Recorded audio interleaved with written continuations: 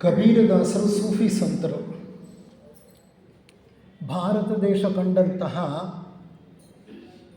ಒಬ್ಬ ಮಹಾನ್ ಸಂತ ಅವರು. ಬಹಳ ಬಡತನದಲ್ಲಿ ಹುಟ್ಟಿ ಬೆಳೆದವರು. ನೇಕಾರ ವೃತ್ತಿಯನ್ನು ಮಾಡ್ತಿದ್ದರು, ಅಂದರೆ ನೇಯ್ಗೆಗಾರರು. ಒಂದು ಸಣ್ಣ ಮನೆಯಲ್ಲಿ ವಾಸವಾಗಿದ್ದರು. ಉನ್ನತ ಆಲೋಚನೆಗಳು, ಸರಳ ಜೀವನವನ್ನು ರೂಢಿಸಿಕೊಂಡಿದ್ದರು. ಅಂತಹ ಕಬೀರದಾಸರು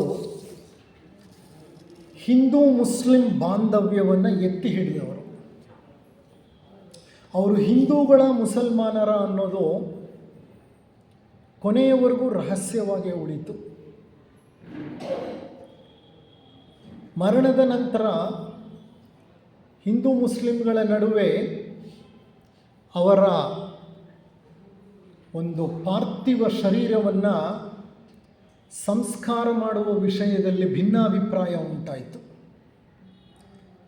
ಮುಸಲ್ಮಾನರು ಅವರು ನಮ್ಮ ಧರ್ಮಕ್ಕೆ ಸೇರಿದವರು, ನಮ್ಮ ಧರ್ಮಕ್ಕೆ ಅನುಗುಣವಾಗಿ ನಾವು ಅಂತ್ಯ ಸಂಸ್ಕಾರ ಮಾಡ್ತೀವಿ ಅಂತ ಹೇಳಿದರು.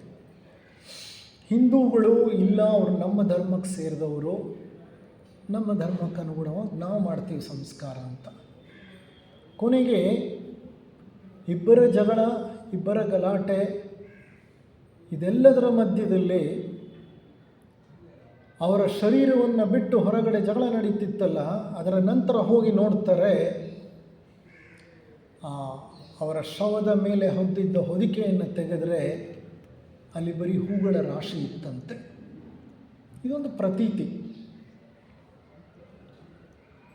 ಅಂತಹ ಜಾತಿ, ಮತ, ಕುಲ, ಲಿಂಗ ಇವುಗಳನ್ನೆಲ್ಲ ಮೀರಿದ್ದಂತಹ ಒಬ್ಬ ಮಹಾನ್ ಸಂತ ಕಬೀರರು. ಅಂಥ ಕಬೀರರ ದೋಹೆಗಳನ್ನು ಕಬೀರರು ಬಿಹಾರ ರಾಜ್ಯದಲ್ಲಿದ್ದವರು ದೋಹೆಗಳನ್ನು ಬರೆದರು. ದೋಹೆಗಳು ಅಂತಂದರೆ 4 ಸಾಲಿನ ಪದ್ಯಗಳು. ಆ 4 ಸಾಲಿನ ಪದ್ಯಗಳಲ್ಲಿ ಅಗಾಧವಾದಂಥ ಅರ್ಥ ಇತ್ತು. ಬಹಳ ಅರ್ಥಪೂರ್ಣವಾದ ದೋಹೆಗಳು, ಚತುಷ್ಪದಗಳು ಅಂತ ಹೇಳ್ತಾರೆ. 4 ಸಾಲು. ಮಂಕುತಿಮ್ಮನ ಕಗ್ಗನೂ 4 ಸಾಲೆ, ಅದು ಚತುಷ್ಪದಗಳೇ. ಈ ಹಿಂದಿಯ ದೋಹಾಗಳನ್ನು ರಾಮಕೃಷ್ಣಾಶ್ರಮದ ಪುರುಷೋತ್ತಮಾನಂದಜಿಯವರು ಕನ್ನಡಕ್ಕೆ ಅನುವಾದ ಮಾಡಿದ್ದಾರೆ. ಸರಳ ಕನ್ನಡದಲ್ಲಿ ಅವರು ಆ ದೋಹಾಗಳನ್ನು ಅನುವಾದ ಮಾಡಿದ್ದಾರೆ. ಬರೀ ಅನುವಾದ ಮಾಡಿರೋದು ಒಂದೇ ಅಲ್ಲ, ಅವ್ರು ಹಾಡಿದ್ದಾರೆ ಅದನ್ನು. ಪುರುಷೋತ್ತಮಾನಂದಜಿಯವ್ರದ್ದು ಒಂದು ಬಹಳ ಆಕರ್ಷಕ ಕಂಠ, ಅದು ಬಹಳ ಆಕರ್ಷಕ ಕಂಠ. ಅವರು ಆ ಮೃದಂಗವನ್ನು ನುಡಿಸ್ತಾ ಹಾಡ್ತಾ ಇದ್ದರೆ ಅದು ನಮ್ಮ ಪ್ರಜ್ಞೆಯನ್ನು ಇನ್ನೆಲ್ಲೋ ಕರ್ಕೊಂಡು ಹೊರಟೋಗುತ್ತೆ. ನೀವು ಯೂಟ್ಯೂಬ್ಗೆ ಹೋಗಿ ಪುರುಷೋತ್ತಮಾನಂದಜಿಯವ್ರದ್ದು ಕೀರ್ತನೆಗಳನ್ನು, ಅವರ ಹಾಡುಗಾರಿಕೆಯನ್ನು ಕೇಳಬೇಕು. ಎಂತಹ ತತ್ವಭರಿತವಾದಂಥ ಹಾಡುಗಳು, ದೋಹೆಗಳನ್ನು ಅವರು ಹಾಡಿದರೆ. ಅದರ ಹೆಸರು ಕಬೀರ ಬೀರಿದ ಬೆಳಕು. ಕಬೀರ ಬೀರಿದ ಬೆಳಕು. ಕಬೀರ ಬೀರಿದ ಬೆಳಕು ಭಾಗ 1, ಭಾಗ 2 ಅಂತ 2 ಭಾಗಗಳಿದೆ ಅದರಲ್ಲಿ. ಈಗ ಕಬೀರರ ಕೆಲವು ದೋಹೆಗಳನ್ನು ನಾವು ಆರಿಸ್ಕೊಂಡಿದ್ದೀವಿ. ನಮ್ಮ ಸೋದರ ಕೃಷ್ಣಮೂರ್ತಿಯವರು ಮೊದಲು ಹಾಡ್ತಾರೆ ಅದನ್ನು, ನಂತರ ಒಂದು ಸಂಕ್ಷಿಪ್ತ ವಿವರಣೆಯನ್ನು ಗಮನಿಸಿ ಈ ಕಾರ್ಯಕ್ರಮದ ಸಮಾರೋಪಕ್ಕೆ ಹೋಗೋಣಂತೆ. ಕೃಷ್ಣಮೂರ್ತಿಗಳಿಗೆ ತಮ್ಮ ದೋಹೆಗಳನ್ನು ಹಾಡಲಿಕ್ಕೆ ನಾನು ವಿನಂತಿಸಿಕೊಳ್ತೇನೆ.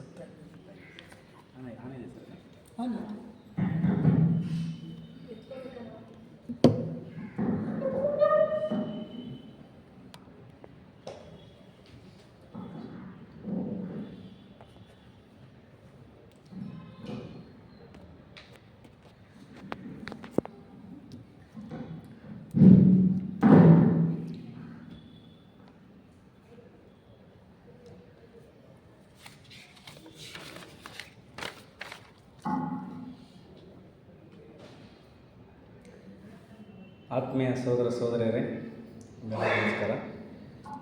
ಇಂದಿನ ಗೋಷ್ಠಿಯ ನಿರ್ದೇಶಕರಾದ ಡಾಕ್ಟರ್ ನಾಗೇಶ್ ಸರ್ದು ಮತ್ತು TSO ಸೊಸೈಟಿಯ ಎಲ್ಲ ಪದಾಧಿಕಾರಿಗಳಿಗೂ ನನ್ನ ನಮಸ್ಕಾರಗಳು.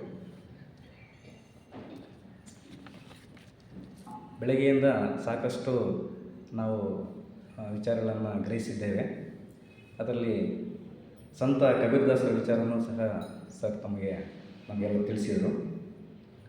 ಸಂತ ಕಬೀರದಾಸ್ ಹೇಳ್ತಾರೆ, ಹಿಂದೂ ಮತ್ತು ಮುಸ್ಲಿಂ ಒಂದೇ ಮಣ್ಣಿನಿಂದ ತಯಾರಿಸಿದ ಮಡಿಕೆಗಳು ಅಂತ. ಇವರು ದೇಹದಂಡನೆ, ಉಪವಾಸ, ತೀರ್ಥಯಾತ್ರೆ, ಪವಿತ್ರ ಸ್ನಾನದಿಂದ ದೇವರನ್ನು ಕಾಣಲು ಸಾಧ್ಯವಿಲ್ಲ, ಆದರೆ ಭಕ್ತಿ ಮಾರ್ಗದಿಂದ ದೇವರನ್ನು ಕಾಣಬಹುದಾಗಿದೆ ಎಂದರು. ಅವರ ಕೆಲವು ದೋಷಗಳನ್ನು ನಾವು ಕೇಳೋಣ.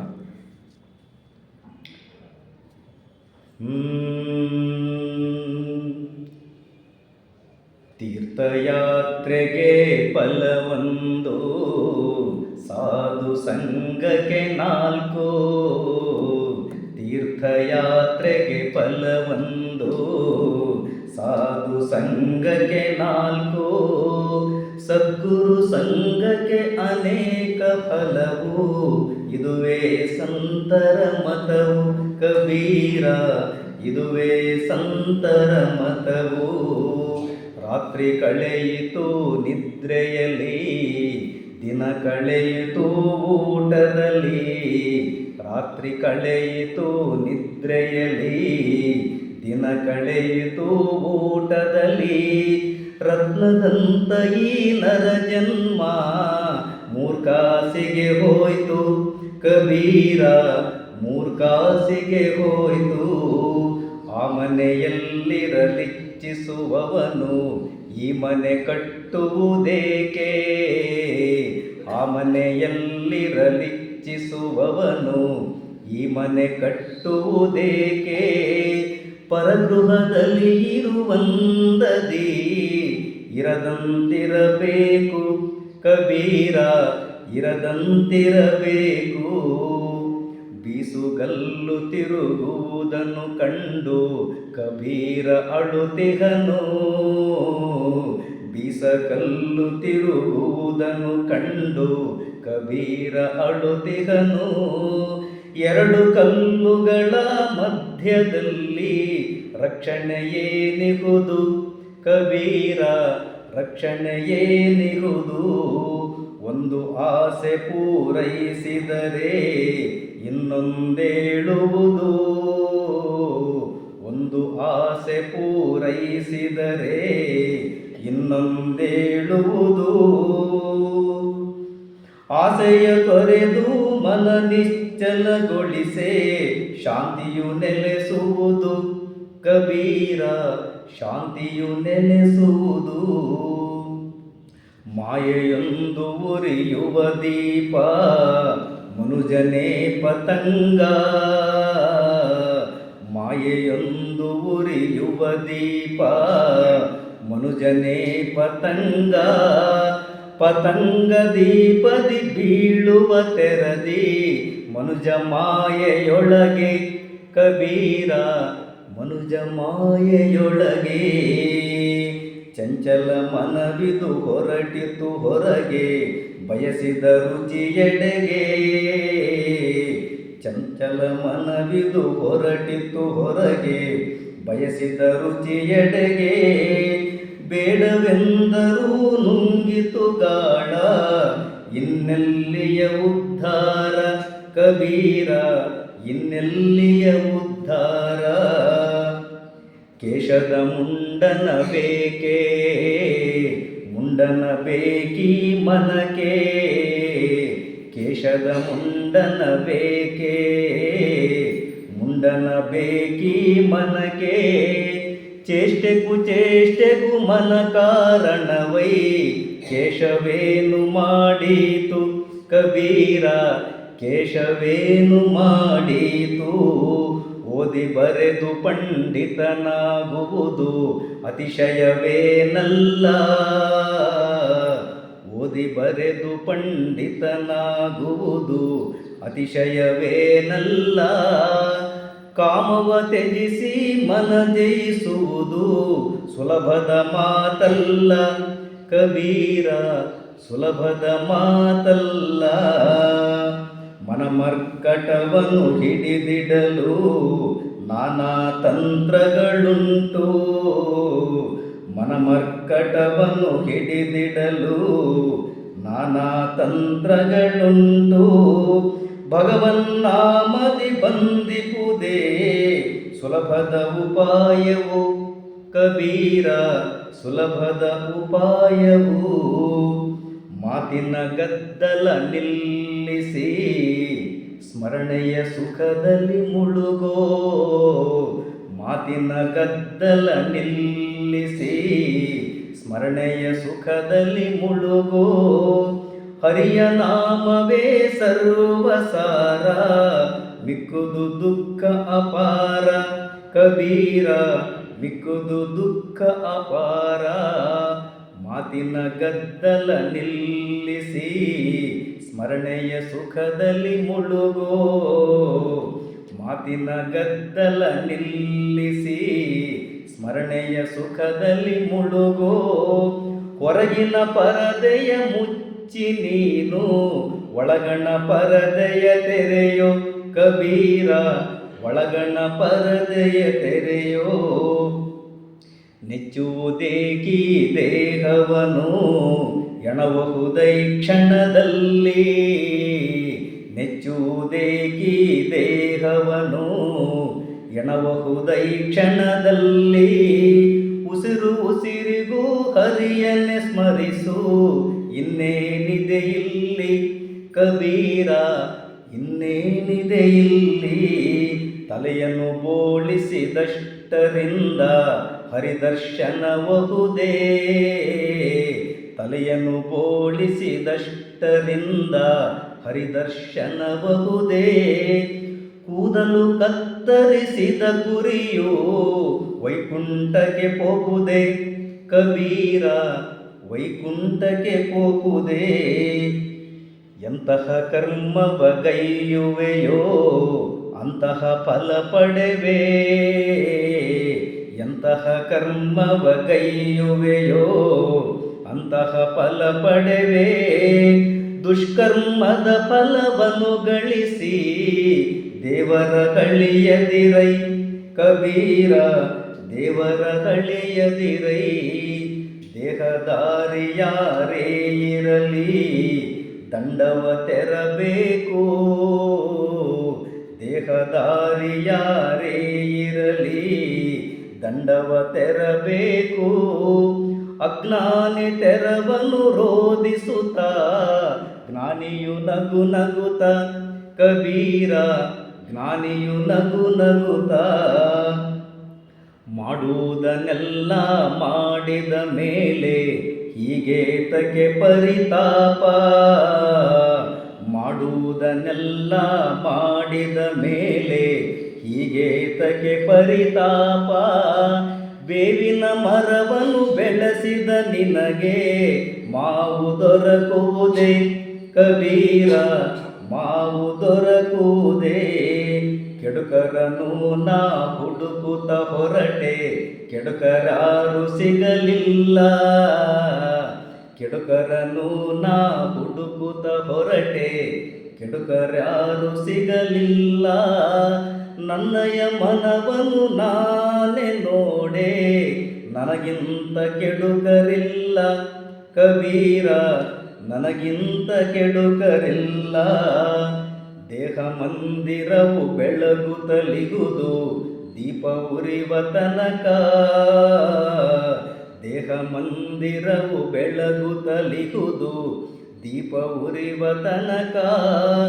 ಜೀವಹಂಸ ಹೊರಟಾಗ ಮನಶುಚಿಗೊಳಿಸುವರು ಕಬೀರ, ಮನಶುಚಿಗೊಳಿಸುವರು.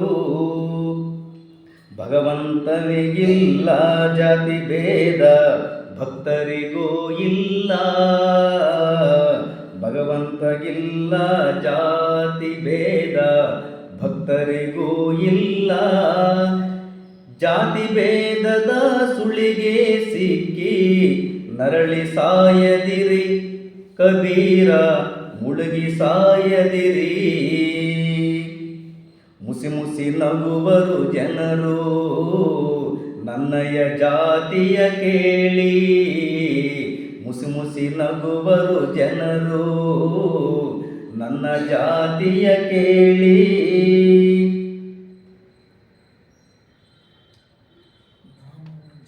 ನಾಮವ ಜಪಿಸಿದ ನನ್ನಿ ಜನ್ಮ ಉತ್ತಮವಲ್ಲವೇ ಹೇಳಿ ಕಬೀರ, ಉತ್ತಮವಲ್ಲವೇ ಹೇಳಿ. ಹಿಂದುವಲ್ಲವೈ ನಾನು ಮುಸಲ್ಮಾನನೂ ಅಲ್ಲ, ಹಿಂದುವಲ್ಲವೈ ನಾನು ಮುಸಲ್ಮಾನನೂ ಅಲ್ಲ. ಪಂಚಭೂತಗಳ ಪುತ್ಥಳಿ ಇಲ್ಲಿ ಆಡುತ್ತಿಹುದಲ್ಲ ಕಬೀರ, ಆಡುತ್ತಿಹುದಲ್ಲ. ಹೆಣ್ಣು ಹೊನ್ನನು ಸುಲಭದಲ್ಲಿ ತ್ಯಜಿಸಿ ಬಿಡಲು ಬಹುದು, ಹೆಣ್ಣು ಹೊನ್ನನು ಸುಲಭದಲ್ಲಿ ತ್ಯಜಿಸಲು ಬಿಡಲು ಬಹುದು. ಅಹಂಭಾವ ಅಭಿಮಾನವನು ಬಿಡುವುದು ಬಲು ಕಠಿಣ ಕಬೀರ, ಬಿಡುವುದು ಬಲು ಕಠಿಣ. ನೀನು ನೀನೆನ್ನುತ್ತಲೀ ನಾನೇ ನೀನಾದೆ, ನೀನು ನೀನೆನ್ನುತ್ತಲೀ ನಾನೇ ನೀನಾದೆ. ನನ್ನೊಳು ನನ್ನದು ಏನು ಇಲ್ಲ, ಇರುವುದು ನಿನ್ನದೇ ಎಲ್ಲ ಕಬೀರ, ಇರುವುದು ನಿನ್ನದೇ ಎಲ್ಲ. ನನ್ನದೆಂಬುದೇನೆಲ್ಲ, ಇರುವುದು ನಿನ್ನದೇ ಎಲ್ಲ. ನಿನ್ನದು ನಿನಗೆ ಅರ್ಪಿಸುತ್ತಲೀ ನೆಮ್ಮದಿಯಿಂದಿರುವೆ ಕಬೀರ, ನೆಮ್ಮದಿಯಿಂದಿರುವೆ. ನಾನು ಇದ್ದಾಗ ದೇವನಿಲ್ಲ, ಈಗ ದೇವನಿಗ ನಾನಿಲ್ಲ. ಕತ್ತಲು ಕರಗಿಯೇ ಹೋಯಿತಲ್ಲ, ಬೆಳಕ ಕಂಡೆನಲ್ಲ ಕಬೀರ, ಬೆಳಕ ಕಂಡೆನಲ್ಲ. ಏಕದಿಂದ ನಾ ಬಂದೆ ನನ್ನಿಂದಲಿ ಎಲ್ಲ, ಏಕದಿಂದ ನಾ ಬಂದೆ ನನ್ನಿಂದಲಿ ಎಲ್ಲ. ಎಲ್ಲರೂ ನನ್ನಲ್ಲಿ ನಾನೆಲ್ಲರಲ್ಲಿ, ಇನ್ನಾರೂ ಇಲ್ಲ ಕಬೀರ, ಇನ್ನಾರೂ ಇಲ್ಲ. ನನ್ನದು ಹೋಗುವುದೇನಿಲ್ಲ ನಿನ್ನ ಬಿರುದಿಗೆ ಕುಂದು, ನನ್ನದು ಹೋಗುವುದೇನಿಲ್ಲ ನಿನ್ನ ಬಿರುದಿಗೆ ಕುಂದು.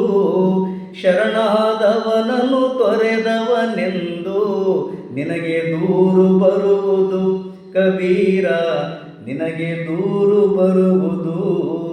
ಬೀಜದೊಳಗೆ ಇದೆ ಎಣ್ಣೆ, ಹಾಲಿನೊಳಗಿದೆ ಬೆಣ್ಣೆ, ಬೀಜದೊಳಗೆ ಇದೆ ಎಣ್ಣೆ, ಹಾಲಿನೊಳಗಿದೆ ಬೆಣ್ಣೆ. ನಿನ್ನಯ ದೇವ ನಿನ್ನೊಳಗಿಗನೈ, ಕೈಲಾದರೆ ನೋಡೈ ಕಬೀರ, ಕೈಲಾದರೆ ನೋಡೈ. ಧನ್ಯವಾದ.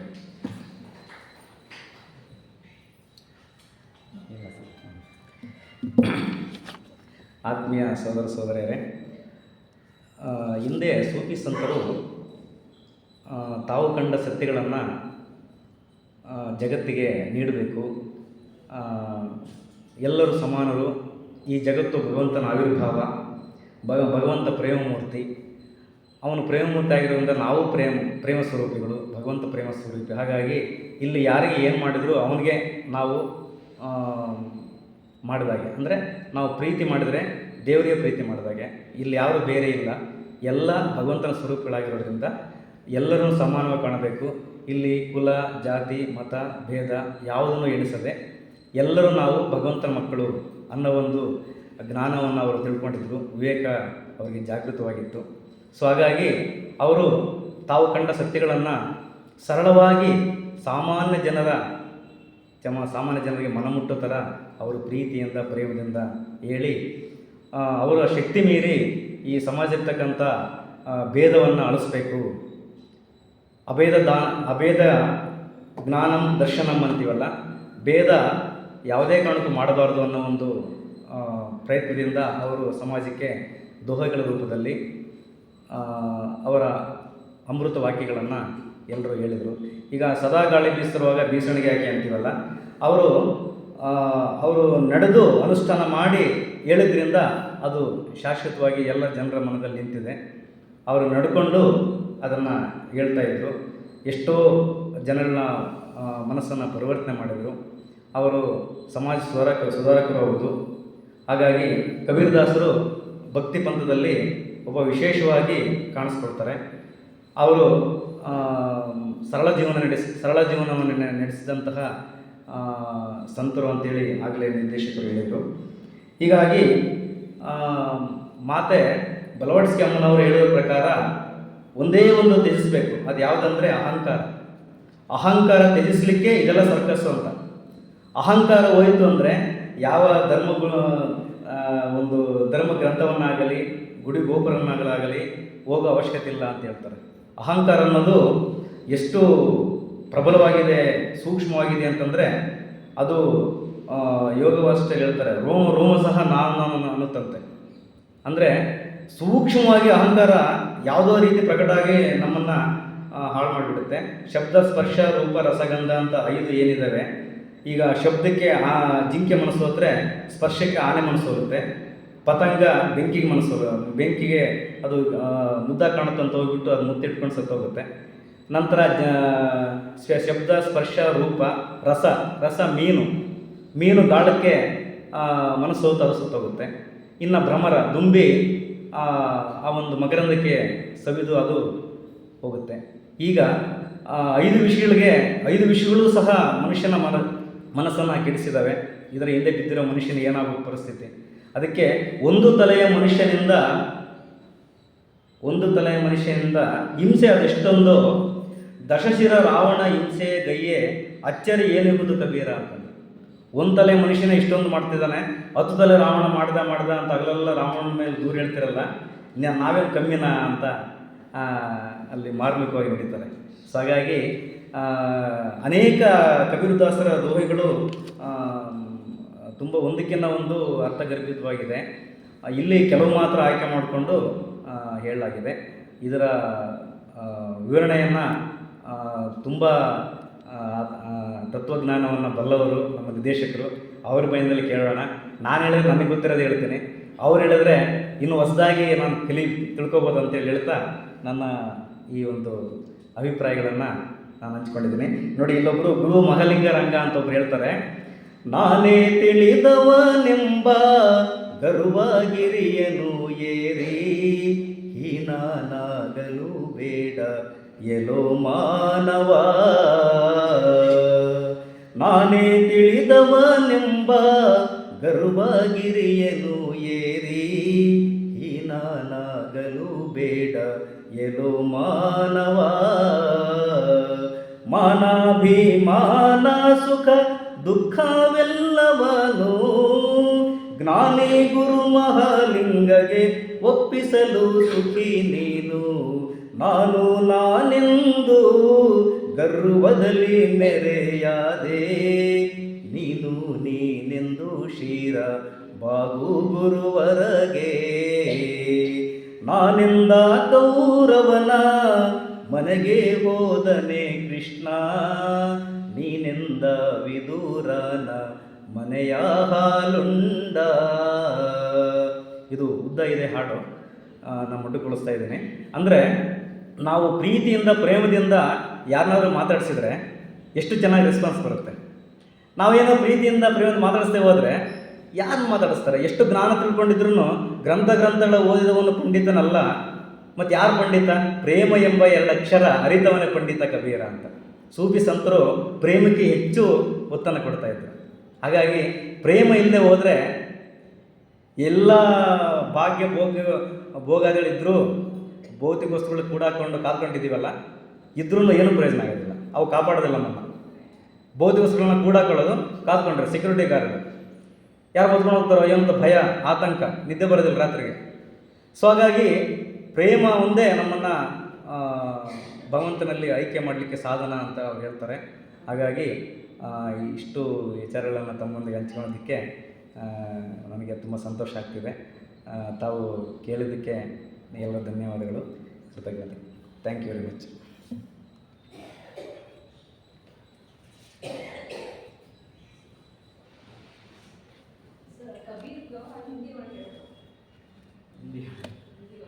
ಹಿಂದಿ ಬರುತ್ತಾ ನಿಮಗೆ? ಬರುತ್ತೆ.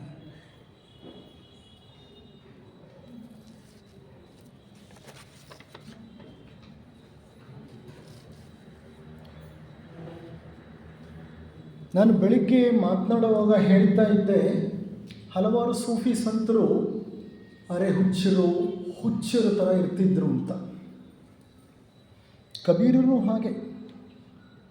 ನಮಗವರು ಹುಚ್ಚರು ಅಷ್ಟೇ, ಅವರು ನಿಜವಾಗ್ಲೂ ಹುಚ್ಚರಲ್ಲ, ನಾವು ಹುಚ್ಚರು. ನಮಗೆ ಗೊತ್ತಾಗ್ತಿಲ್ಲ ಅದೆಂಥ ಹುಚ್ಚತನ ಅಂತಂದರೆ, ಹುಚ್ಚು ಯಾವುದು ಅಂತ ಗೊತ್ತಿಲ್ಲದೆ ಇರೋ ಹುಚ್ಚತನ ನಮ್ಮದು. ಅವರು ಒಂದು ದಿವಸ ಈ ಸರ್ಕಲ್ ಅಂತ ಹೇಳ್ತೀವಲ್ಲ ನಾವು, ಊರಿನ ಮುಖ್ಯವಾದಂತಹ ಒಂದು ಚೌಕ, ಆ ಚೌಕದ ಬಳಿ ರಾತ್ರಿ ಬಂದು ನಿಂತ್ಕೊಂಡು ಬಿಟ್ಟಿದ್ದಾರೆ ಕಬೀರರು. ಅವರು ಎರಡೂ ಕೈಯಲ್ಲೂ ಬೆಂಕಿ ಉರಿತಾ ಇರೋ ಪಂಜುಗಳಿವೆ. ಪಂಜುಗಳು ಅಂದರೆ ಗೊತ್ತಲ್ಲ ನಿಮಗೆ?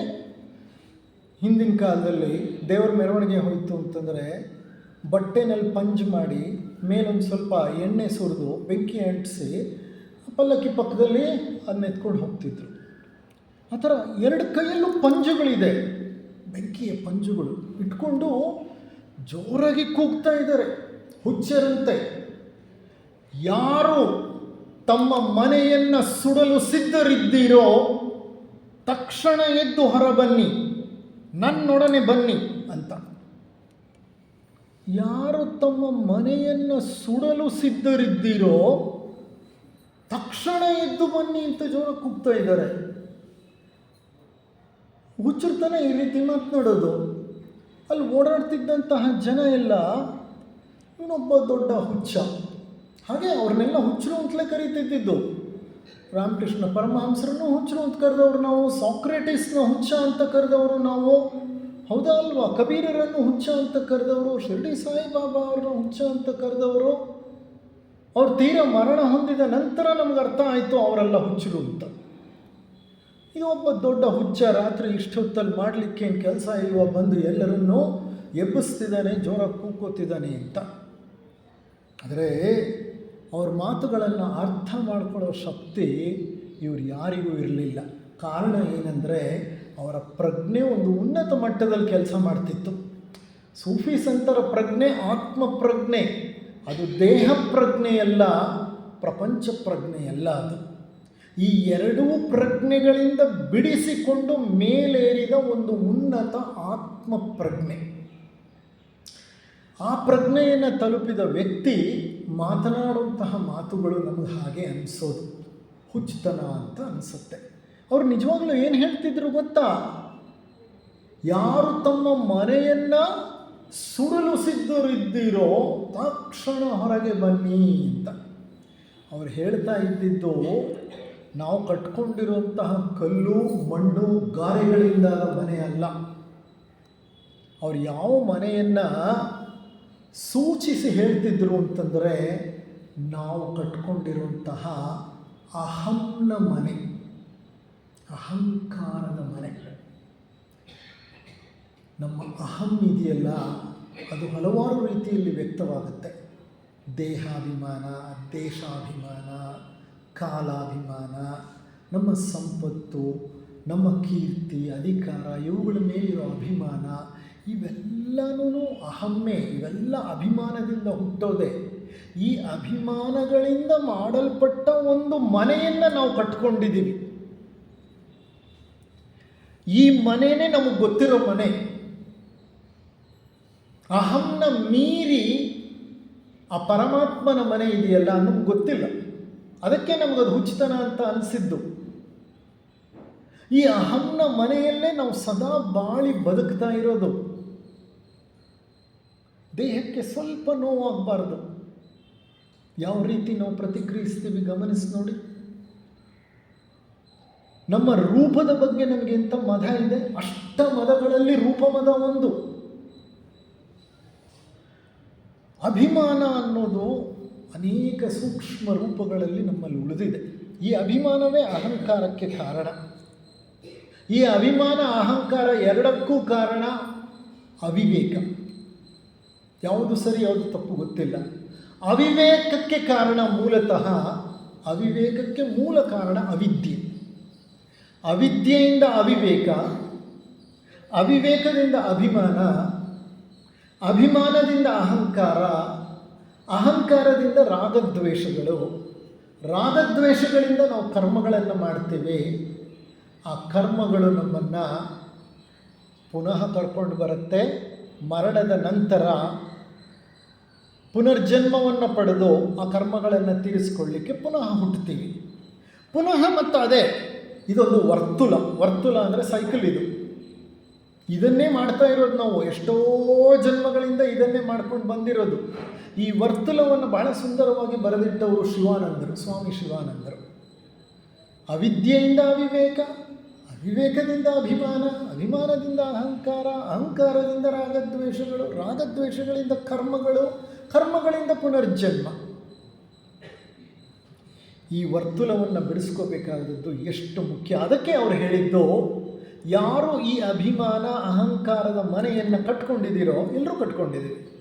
ಯಾರ ಮನೆಯನ್ನು ಸುಡಲಿಕ್ಕೆ ಸಿದ್ಧರಿದ್ದೀರೋ ತಕ್ಷಣ ಬನ್ನಿ, ಒಟ್ಟಿಗೆ ಆ ಅಹಂಕಾರದ ಮನೆಯನ್ನು ಸುಟ್ಟಾಕ್ಬಿಡೋಣ ಅಂತ. ಯಾರೂ ಬರಲಿಲ್ಲ.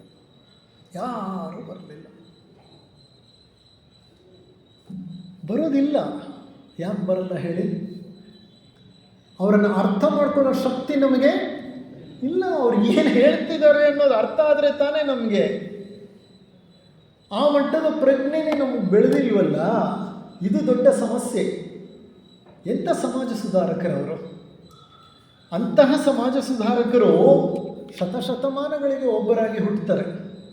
ನೋಡಿ, ಅವರು ಒಂದು ಕಡೆ ಹೇಳ್ತಾರೆ, ತೀರ್ಥಯಾತ್ರೆಗೆ ಫಲವೊಂದು, ಸಾಧು ಸಂಘಕ್ಕೆ 4, ಸದ್ಗುರು ಸಂಘಕ್ಕೆ ಅನೇಕ ಫಲವು, ಇದುವೇ ಸಂತರ ಮತವು ಕಬೀರ. ಓಡಾಡ್ತೀವಿ ಅಲ್ವಾ? ವಾರಣಾಸಿಗೆ ಹೋಗಿ ಬಂದೆ ಸರ್, ಕೇದಾರನಾಥಕ್ಕೆ ಹೋಗಿದ್ದೆ ಸರ್, ಬದ್ರಿನಾಥಕ್ಕೆ ಹೋಗಿದ್ದೆ ಸರ್, ಚಾರ್ಧಾಮ್ ಮಾಡಿ ಬಂದೆ ಸರ್, ದ್ವಾರಕಾ ಹೋಗಿದ್ದೆ ಸರ್. ಇವೆಲ್ಲಾದರೂ ಹೋಗಿ ಅದಕ್ಕೆ ಫಲ 1, ಅದಕ್ಕೆ ಸ್ಕೋರ್ ಎಷ್ಟು? 1 ಅಷ್ಟೆ. ಕಾರಣ ಏನಂದರೆ, ಎಲ್ಲಿ ಹೋದರೂ ನಾವು ನಮ್ಮ ಜೊತೆ ಏನನ್ನು ಹೊತ್ಕೊಂಡು ಹೋಗ್ತೀವಿ?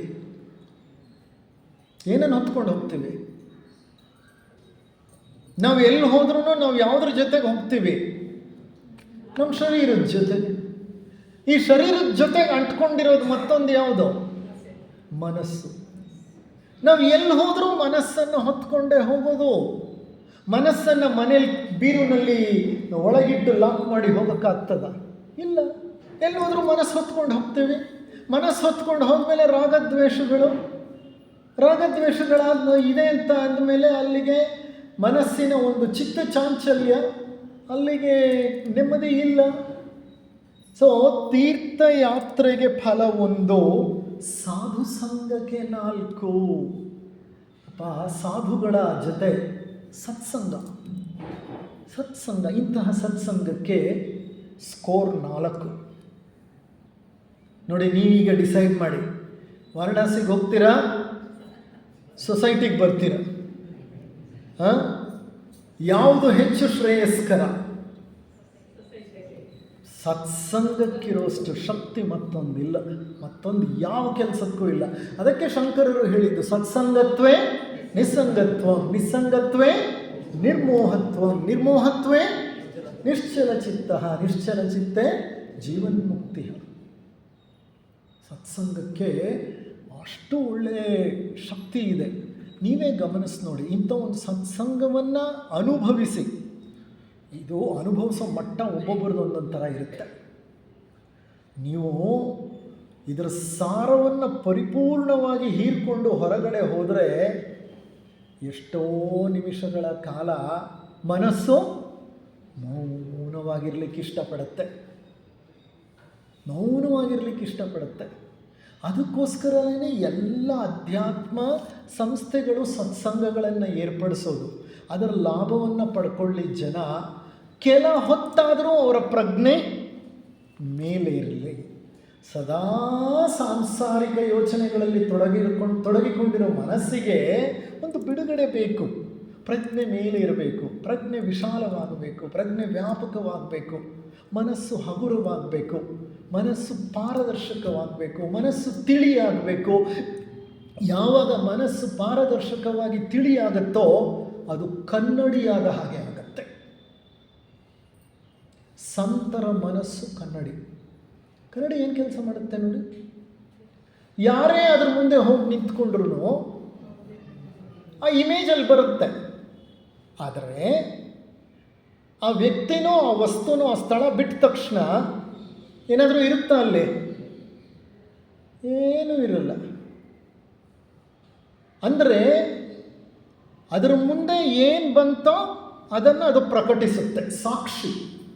ಸಾಕ್ಷಿ ಭಾವ ಅಂದರೆ ಅಷ್ಟೆ. ಸಾಕ್ಷಿ ಭಾವ ಅಂದರೆ ಏನನ್ನೂ ಹಿಡಿದಿಟ್ಕೊಳ್ಳಲ್ಲ, ಎಲ್ಲವನ್ನೂ ತ್ಯಜಿಸುತ್ತೆ, ಆದರೆ ಎಲ್ಲವನ್ನೂ ಸ್ವೀಕರಿಸುತ್ತೆ. ಬೇಡ ಅನ್ನಲ್ಲ. ಯಾರು ಹೋಗಿ ನಿಂತ್ಕೊಂಡ್ರೂ ಇಮೇಜ್ ಬರುತ್ತೆ, ಅವ್ರು ಹೋಗಿದ ತಕ್ಷಣ ಇಮೇಜ್ ಹೊರಟೋಗುತ್ತೆ. ಸಂತರ ಮನಸ್ಸು ಅಂಥದ್ದು. ಯಾವುದನ್ನು ಸಂಗ್ರಹಿಸೋದಿಲ್ಲ, ಯಾವುದನ್ನು ಕೂಡಿಟ್ಕೊಳ್ಳೋದಿಲ್ಲ, ಯಾವ ನೆನಪುಗಳೂ ಅಲ್ಲಿರಲ್ಲ, ಯಾವ ಸ್ಮರಣೆಯೂ ಅಲ್ಲಿರಲ್ಲ, ಯಾರ ಮೇಲೂ ಅಭಿಪ್ರಾಯಗಳನ್ನು ಬೆಳೆಸ್ಕೊಳ್ಳೋದಿಲ್ಲ. ನಾವು ಕಂಡದ್ದಕ್ಕೆಲ್ಲ ಅಭಿಪ್ರಾಯಗಳನ್ನು ಬೆಳೆಸ್ಕೊಂಡು ಮನಸ್ಸಿನಲ್ಲಿ ಇಂಪ್ರೆಷನ್ಸ್ ಅಂತ ಮಾಡಿಟ್ಕೋತೀವಿ. ಮುಂದಿನ ಬಾರಿ ಆ ವ್ಯಕ್ತಿ ನೋಡಿದಾಗ ಇಂಪ್ರೆಷನ್ ಫಸ್ಟ್ ಬರುತ್ತೆ. ನಾವು ಅವನನ್ನು ಆ ಬೆಳಕಿನಲ್ಲೇ ನೋಡೋದು, ಆ ದುರ್ಬೀನಲ್ಲೇ ಮತ್ತೆ ನೋಡೋದು. ಯಾರೋ ಒಬ್ಬ ಕಳ್ಳ, ಅವನು ಸುಮಾರು 30-40 ವರ್ಷ ಆದಮೇಲೆ ನಮ್ಮ ಕಣ್ಣಿಗೆ ಕಂಡ, ಅವನ್ನ ಮೊದಲು ನಾನು ಗಮನಿಸೋದು ಕಳ್ಳ ಅಂತ. ಕಾರಣ ಅದು ಒಳಗಿದೆ. ಸಂತರ ಮನಸ್ಸು ಹೀಗಿರಲ್ಲ. ಸಂತರು ಯಾವುದನ್ನು ಕೂಡಿ, ನಾನು ಬೆಳಿಗ್ಗೆನೇ ಹೇಳಿದೆ, ಯಾವುದನ್ನು ಸಂಗ್ರಹಿಸೋದಿಲ್ಲ ಅವರು. ಎಷ್ಟು ಪುಣ್ಯ ಅಲ್ವಾ. ಜನ್ಮಾಂತರಗಳ ಕೊಳೆಯನ್ನು ಸಂಗ್ರಹಿಸಿ ಇಟ್ಕೊಂಡಿದ್ದೀವಿ ನಾವು. ಆ ಕೊಳೆಯ ಮಧ್ಯದಿಂದ ನಮ್ಮ ಮನಸ್ಸು ಆಲೋಚನೆ ಮಾಡುತ್ತೆ. ಅಂದರೆ ನಮಗೆ ಯಥಾರ್ಥ ಅರ್ಥ ಆಗ್ತಿಲ್ಲ. ಕಾರಣ ನಮ್ಮದೇ ಆದಂತಹ ಪೂರ್ವಾಭಿಪ್ರಾಯಗಳನ್ನು ನಮ್ಮ ಮನಸ್ಸು ಸಂಗ್ರಹಿಸಿ ಇಟ್ಕೊಂಡು ಬಿಟ್ಟಿದೆ. ಅದಕ್ಕೆ ಅವ್ರು ಹೇಳ್ತಾರೆ, ಸಾಧು ಸಂಘಕ್ಕೆ 4, ಸದ್ಗುರು ಸಂಘಕ್ಕೆ ಅನೇಕ ಫಲವು. ಒಬ್ಬ ಸದ್ಗುರು ಸಿಕ್ಕಿಬಿಟ್ರೆ, ಯಾರು ಸದ್ಗುರು? ಸತ್ ಪ್ಲಸ್ ಗುರು. ಸತ್ ಅಂದರೆ ಸತ್ಯ.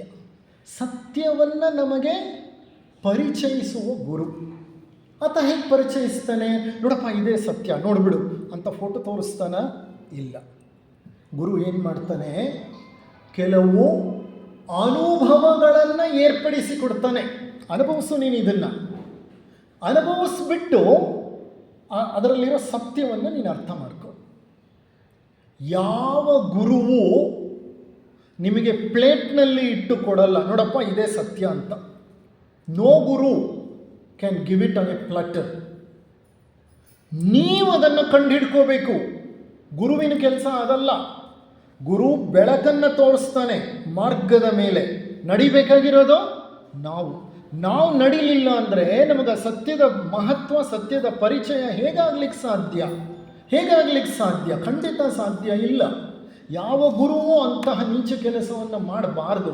ಸದ್ಗುರು ಅನ್ನುವಂಥವನು ಅನುಭವಗಳ ಮೂಲಕ ನಿಮಗೆ ಸತ್ಯದ ಪರಿಚಯವನ್ನು ಮಾಡಿಕೊಡ್ತಾನೆ. ಅದಕ್ಕೆ ಆತನನ್ನು ಸದ್ಗುರು ಅಂತ ಹೇಳೋದು.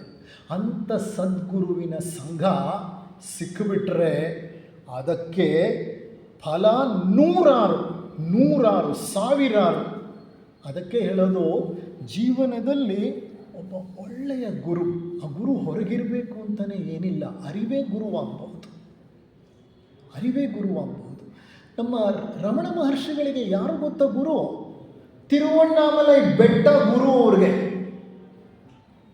ಕೆಲವು ಸಂತರಿಗೆ ಹರಿಯೋ ನದಿ ಗುರು ಅವ್ರಿಗೆ. ಗುರು ಅನ್ನೋಂಥ ಒಂದು ಮನುಷ್ಯನೇ ಅಲ್ಲ, ಯಾರು ನಮ್ಮ ಮನಸ್ಸಿನ ಕತ್ತಲೆಯನ್ನು ಕಳೆದು ಬೆಳಕನ್ನು ಉಂಟು ಮಾಡ್ತಾರೋ ಅದು ಅವ್ರ ಗುರು. ಅದೊಂದು ಅನುಭವವಾಗ್ಬೋದು, ಅದೊಬ್ಬ ವ್ಯಕ್ತಿ ಆಗಬಹುದು. ನೋಡಿ, ಬೆಳಿಗ್ಗೆ ಅವರು ದೃಷ್ಟಾಂತ ಕಥೆಯನ್ನು ನಮ್ಮ ಸೋದರರು ಹೇಳುವಾಗ ಹೇಳಿದರು, ಯಾರು ಗುರು? ನಾಯಿ ಸಹ ಒಂದು ಗುರು, 5 ವರ್ಷದ ಬಾಲಕ ಸಹ ಒಂದು ಗುರು. ಯಾರು ಬೇಕಾದರೂ ಗುರು ಆಗ್ಬೋದು, ಕಲಿಯಲಿಕ್ಕೆ ನಾವು ಸಿದ್ಧರಿದ್ದರೆ. ಅವ್ರು ಮತ್ತೆ ಹೇಳ್ತಾರೆ, ರಾತ್ರಿ ಕಳೆಯಿತು ನಿದ್ದೆಯಲ್ಲಿ, ದಿನ ಕಳೆಯಿತು ಊಟದಲ್ಲಿ, ರತ್ನದಂತ ಈ ನರ ಜನ್ಮ ಮೂರ್ಖಾಸಿಗೆ ಹೋಯಿತು. ಇದೇ ಮಾಡ್ತಿರೋದು ನಾವು. ರಾತ್ರಿ ಆರಾಮಾಗಿ ಮಲ್ಕೊಂಡು ಉದ್ದ ಕಾಲು ಹಾಸೆ ಚೆನ್ನಾಗಿ ನಿದ್ರೆ ಹೊಡಿತೀವಿ. ಬೆಳಿಗ್ಗೆ ಎದ್ದೇಳ್ತೀವಿ, ನಮ್ಮ ಕೆಲಸ ಏನಿದೆಯೋ ಅದು ನೋಡ್ಕೋತೀವಿ, ಗಡತ್ತಾಗಿ ಊಟ ಮಾಡ್ತೀವಿ, ಮತ್ತೆ ರಾತ್ರಿ ಮಲ್ಕೊಂಡು ನಿದ್ರೆ ಮಾಡ್ತೀವಿ. ರತ್ನದಂತಹ ಈ ಮನುಜ ಜನ್ಮವನ್ನು ಮೂರ್ಖಾಸಿಗೆ ಹಾಳು ಮಾಡ್ತಾ ಇದ್ದೀವಿ. ದಾಸರು ಏನು ಹೇಳಿದರು? ದಾಸರು ಏನು ಹೇಳ್ತಾರೆ ಹೇಳಿ? ನರಜನ್ಮ ಬಹಳ ದುರ್ಲಭ. ಅದಕ್ಕೆ ಅವ್ರು ಏನಂತ ಹೇಳಿದರು ದಾಸರು? ದಾಸರೇನಂತ ಹೇಳಿದರು? ಮನುಷ್ಯ ಜನ್ಮ ಬಹಳ ದುರ್ಲಭ, ಅದನ್ನು ವ್ಯರ್ಥ ಮಾಡಿಕೊಳ್ಳಬೇಡಿ, ಹುಚ್ಚಪ್ಪಗಳಿರ. ಮಾನವ ಜನ್ಮ ಬಲು ದೊಡ್ಡದು, ವ್ಯರ್ಥ ಮಾಡಿಕೊಳ್ಳಬೇಡಿ, ಹುಚ್ಚಪ್ಪಗಳಿರ. ಆದರೆ ನಾವು ಅದನ್ನು ಹಗಲು ರಾತ್ರಿ ನಿದ್ರೆ ಮಾಡು, ಊಟ ಮಾಡು, ತಿಂಡಿ ತಿನ್ನು, ಚಾಡಿ ಹೇಳು, ಇದರಲ್ಲಿ ವ್ಯರ್ಥ ಮಾಡ್ಕೋತಾ ಇದ್ದೀವಿ. ಇದನ್ನು ಅರ್ಥ ಮಾಡ್ಕೊಳ್ಳೋ ಹೊತ್ತಿಗೆ ಒಂದು ಕಾಲು ಸ್ಮಶಾನ ಕೊಟ್ಟೋಗಿರುತ್ತೆ. ಒಂದು ಕಾಲು ಇಟ್ಬಿಟ್ಟಿರ್ತೀವಿ ಸ್ಮಶಾನದಲ್ಲಿ. ಆವಾಗ ಅನ್ಕೋತೀವಿ, ಅರೆ ಚಿಕ್ಕಂದಲ್ಲೇ ನಮ್ಮ ಅಪ್ಪ ಅಮ್ಮ ನಮ್ಮನ್ನು ಈ ದಾರಿಲಿ ಬೆಳೆಸಿದ್ರೆ. ನೋಡಿ, ಇದೊಂದು ತಪ್ಪು ನಾವೆಲ್ಲ ಮಾಡಿದ್ದೀವಿ, ಒಪ್ಕೊಳ್ಳೋಣ ಈ ತಪ್ಪನ್ನು. ನಮ್ಮ ಮಕ್ಕಳಿಗೆ ನೀಡಬೇಕಾದ ವಿದ್ಯೆಯನ್ನು ಕೊಡಲಿಲ್ಲ. ಸೆಂಟ್ ಜೋಸೆಫ್ಸ್ ಕಾನ್ವೆಂಟಲ್ಲಿ ಸೀಟ್ ಸಿಕ್ತು, ಭಾಳ ಖುಷಿ. ಬ್ಯಾಲ್ಡ್ವಿನ್ನಲ್ಲಿ ಸಿಕ್ಕಿಬಿಡ್ತು ನನ್ನ ಮಗುಗೆ. ಕರ್ಕೊಂಡೋಗಿ ಈ ಆಂಗ್ಲ ಮಾಧ್ಯಮದ ಶಾಲೆಗಳಿಗೆ ಸೇರಿಸಿ, ಆ ಶಾಲೆಗಳು ಅವರಿಗೆ ಕೊಡಬೇಕಾದ ಇಂಥ ವಿದ್ಯೆಯನ್ನೇ ಕೊಡಲಿಲ್ಲ. ಹೋಗಲಿ, ಮನೆಗಳಲ್ಲಿ ನಾವು ಕೊಟ್ಟವಾ? ಇಲ್ಲ, ಖಂಡಿತ ಕೊಡಲಿಲ್ಲ. ನಮಗೆ ಬಿಡುವಿಲ್ಲ ಕೊಡೋಕ್ಕೆ, ನಾವು ಕೊಡಲಿಲ್ಲ. ಇವತ್ತಿನ ದಿವಸ ಸಮಾಜ ಎಂಥ ಅಧೋಗತಿಗೆ ಬಂದು ಸೇರಿದೆ. ನೀವೇ ಟಿ ವಿಗಳಲ್ಲಿ ನ್ಯೂಸ್ಗಳನ್ನು ನೋಡ್ತಿದ್ದೀರಿ. ಎಂತೆಂಥ ವ್ಯಕ್ತಿಗಳು ಅಂತ ನಾವು ಅಂದ್ಕೊಳ್ಳೋರು ಎಂತೆಂಥ ಕೆಲಸಗಳನ್ನು ಮಾಡಿ ಈ ದಿನ ಜೈಲಿಗೆ ಸೇರಿದ್ದಾರೆ. ಯಾಕೆ ಹಿಂಗಾಯಿತು ಪ್ರಪಂಚ? ಎಲ್ಲೋ ಎಡವಿದ್ದೀವಿ. Parenting has gone wrong and that has created a society which is very abnormal in its behavior. So somewhere we have to accept our great mistake actually. ಬೀಸುಗಲ್ಲು ತಿರುಗುವುದು ಕಂಡು ಕಬೀರ ಅಳುತಿಹನು, 2 ಕಲ್ಲುಗಳ ಮಧ್ಯದಲ್ಲಿ ರಕ್ಷಣೆ ಇಹುದೇ ಕಬೀರ. ಬೀಸುಗಲ್ಲು ಗೊತ್ತಲ್ಲ, ಹಿಂದಿನ ಕಾಲದಲ್ಲಿ ನಮ್ಮ ಮನೆಗಳಲ್ಲಿ ಕೆಳಗಡೆ ಒಂದು ಕಲ್ಲು, ಮೇಲ್ಗಡೆ ಒಂದು ಕಲ್ಲು. ಮೇಲಿಂದ ಅಕ್ಕಿನೋ ಗೋಧಿನೋ ಹಾಕಿದ್ರೆ ಅದೇನಾಗುತ್ತೆ? ಅಲ್ಲಿ ಪುಡಿಯಾಗಿ ಬರುತ್ತೆ. ಮೇಲಿನ ಕಲ್ಲು ರಾಗವಾದರೆ ಕೆಳಗಿನ ಕಲ್ಲು ದ್ವೇಷ. ಮೇಲಿನ ಕಲ್ಲು ಲೌಕಿಕವಾದರೆ ಕೆಳಗಿನ ಕಲ್ಲು ದೈವಿಕ. ಒಂದು ಲೌಕಿಕ, ಒಂದು ಅಲೌಕಿಕ. ಇಂಥ ದ್ವಂದ್ವಗಳನ್ನು ಸೃಷ್ಟಿ ಮಾಡ್ಕೊಂಡಿರೋರು ನಾವು. ರಾಗದ್ವೇಷಗಳು ದ್ವಂದ್ವ. ಮೇಲಿನ ಕಲ್ಲು ಒಂದಾದರೆ ಕೆಳಗಿನ ಕಲ್ಲು ಒಂದು, ಆಸೆ ಒಂದು ಕಲ್ಲು, ದುಃಖ ಇನ್ನೊಂದು ಕಲ್ಲು. ಆ ಮಧ್ಯದಲ್ಲಿ ನೀವು ಈ ಪದಾರ್ಥವನ್ನು ಹಾಕಿದ್ರೆ ಏನಾಗುತ್ತೆ ಹೇಳಿ? ಅದು ಖಂಡಿತ ನುಚ್ಚುನೂರಾಗಿ ಹೊರಗೆ ಬರುತ್ತೆ. ಸೊ ಅದಕ್ಕೆ ಅವ್ರು ಹೇಳ್ತಾ ಇದ್ದಾರೆ, 2 ಕಲ್ಲುಗಳ ಮಧ್ಯದಲ್ಲಿ ರಕ್ಷಣೆ ಎಂತಿಹುದು ಅಂತ. ನಂತರ ಬಹಳ ಸುಂದರವಾದಂತಹ ಒಂದು ದೋಹ ಇದು. ಇಲ್ಲಿ ನಮ್ಮ ಒಂದು ಆಚರಣೆಯನ್ನು ಅವರು ಎತ್ತಿ ಹೇಳ್ತಿದ್ದಾರೆ. ಕೇಶದ ಮುಂಡನವೇಕೆ ಮುಂಡನ ಬೇಕಿ ಮನಕೆ, ಚೇಷ್ಟೆ ಕುಚೇಷ್ಟೆಗೆ ಮನ ಕಾರಣವೈ ಕೇಶವೀನು ಮಾಡೀತು. ತೀರ್ಥಯಾತ್ರೆಗೆ ಹೋಗಿ ಕೇಶಮುಂಡನ ಮಾಡಿಸ್ಕೊಂಡು ಬರ್ತಿರಲ್ಲ, ಏನಯ್ಯ ಈ ಕೇಶಮುಂಡನದಿಂದ ಏನಿದೆ ಪ್ರಯೋಜನ? ನಿನ್ನ ತಲೆ ಕೂದಲನ್ನು ಕೊಟ್ಟು ಬಂದೆ ಅಷ್ಟೇ. ನಿನ್ನ ಕೈ ಕೊಟ್ಟು ಬರ್ತೀಯಾ? ಕಾಲು ಕೊಟ್ಟು ಬರ್ತೀಯಾ? ಯಾಕೆ ಕೊಟ್ಟು ಬರಲ್ಲ ಕೈ ಕಾಲು? ಯಾಕೆ ಕೇಶ ಮಾತ್ರ ಕೊಡ್ತೀಯಾ? ನೋ ಆಗಲ್ಲ, ರಕ್ತ ಬರಲ್ಲ, ಅದಕ್ಕೆ ಕೊಡ್ತೀನಿ. ಕೊಡೋಕ್ಕೆ ರೆಡಿ ಇಲ್ಲ, ಬೇರೆ ಏನೂ ಸುಲಭವಾಗಿ ಕೊಡೋಕ್ಕಾಗುವಂಥದ್ದು ಕೇಶ, ಉಗುರು. ಹೌದಾ ಅಲ್ವಾ? ಉಗುರು ಅಪ್ರಶಸ್ತ, ಅದು ಬೇಡ, ಪ್ರಶಸ್ತವಲ್ಲ. ಆರಾಮಾಗಿ ಕೇಶವನ್ನು ಮುಂಡನ ಮಾಡ್ಕೊಂಡು ಬರ್ತೀಯಪ್ಪ. ಮುಂಡನ ಬೇಕಾಗಿರೋದು ಕೇಶಕ್ಕಲ್ಲಪ್ಪ, ಮುಂಡನ ಬೇಕಾಗಿರೋದು ಮನಸ್ಸಿಗೆ. ಮೊದಲು ಮನಸ್ಸಿನ ಮುಂಡನವನ್ನು ಮಾಡೋ, ಮನಸ್ಸನ್ನು ಸಂಸ್ಕರಿಸಿಕೋ. ಕಾರಣ ಚೇಷ್ಟೆ ಕುಚೇಷ್ಟೆ ಎಲ್ಲದಕ್ಕೂ ಕಾರಣ ಕೇಶವಲ್ಲಪ್ಪ. ಚೇಷ್ಟೆ ಕುಚೇಷ್ಟೆಗೆ, ರಾಗದ್ವೇಷಗಳಿಗೆ, ಒಳಿತು ಕೆಡಕುಗಳಿಗೆ ಮೂಲ ಕಾರಣ ಮನಸ್ಸು. ಹಾಗಾಗಿ ಮನಸ್ಸಿಗೆ ಮುಂಡನವನ್ನು ಮಾಡಯ್ಯ ಅಂತ ಹೇಳ್ತಾರೆ ಅವರು.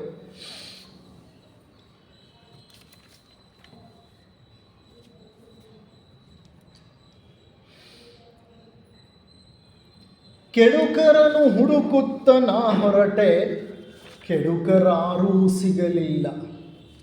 ನನ್ನಯ ಮನವ ನಾನೇ ಹುಡುಕೆ, ನನಗಿಂತ ಕೆಡುಕರಿಲ್ಲ ಕಬೀರ. ಎಂತಹ ಸುಂದರ ದೋಹೆ ನೋಡಿ. ಹೇಳ್ತಾರೆ, ನಾವು ಯಾವಾಗಲೂ ಕೆಡುಕತನ ಹೊರಗಡೆನೆ ಹುಡುಕ್ತಾ ಇರ್ತೀವಿ.